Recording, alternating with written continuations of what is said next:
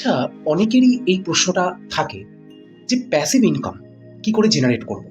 আমার কাছে ধরুন এতগুলো টাকা রয়েছে, আমি সেই টাকা দিয়ে কি করে ট্রেডিং করে বা ইনভেস্টমেন্ট করে আমি আমার নিজের পয়সাও বাড়াবো, আমি নিজের জীবনে ট্রেডার বা ফুল টাইম ইনভেস্টর হতে পারবো।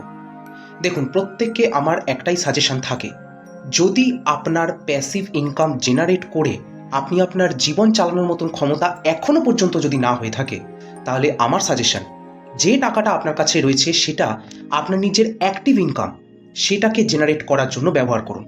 ধরুন আপনি একটা ব্যবসা করছেন, সেই ব্যবসায় ওই এক্সট্রা টাকাটা ইনভেস্ট করুন।